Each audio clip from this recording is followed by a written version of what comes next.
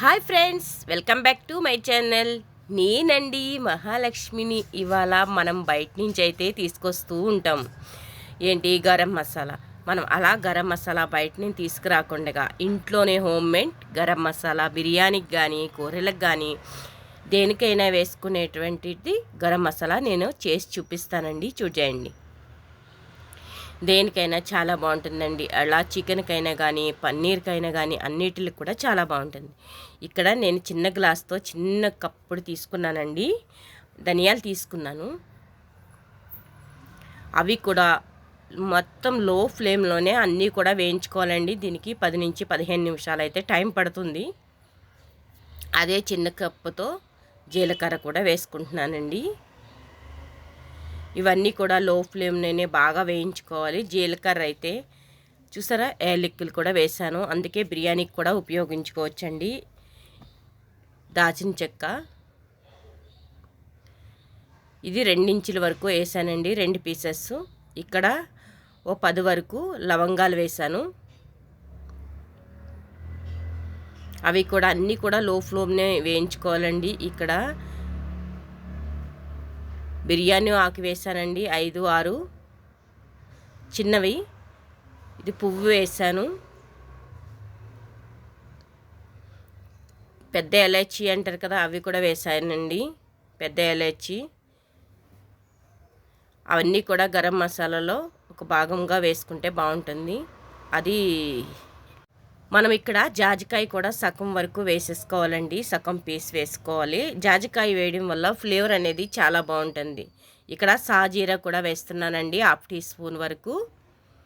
ఇలా గరం మసాలాలో అన్నీ కూడా వేసుకున్నట్లయితే మనకి టేస్ట్ అనేది చాలా బాగుంటుంది. హోమ్ మేడ్ గరం మసాలా మనం బయట నుంచే తెచ్చుకుంటాం, తక్కువ పడుతుంది అనుకుంటారు కదా.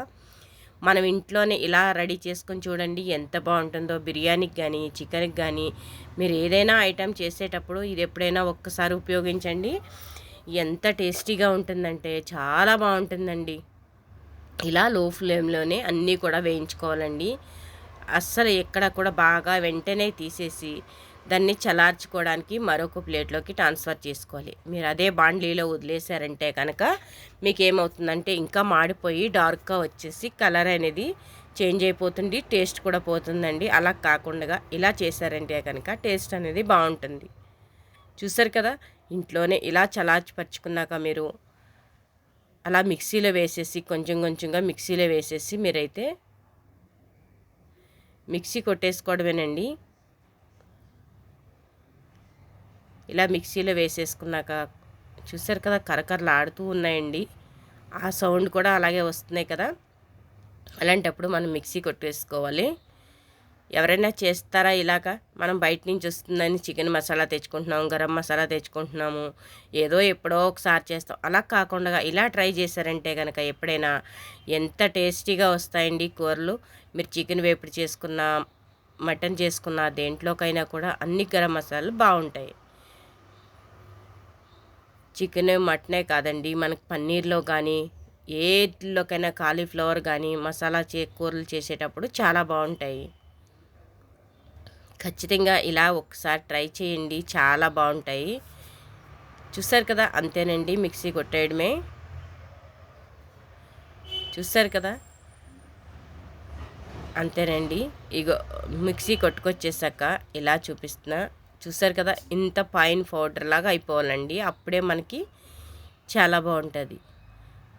ఇలా చేసుకున్నది మనం బయటే పెట్టుకున్నా కూడా 6 నెలల పాటు బయట పెట్టుకున్నా, 5 నెలల పాటు బయట పెట్టుకున్నా మేము ఎంతో చేయలేదు కాబట్టి త్వరగా అయిపోతుంది.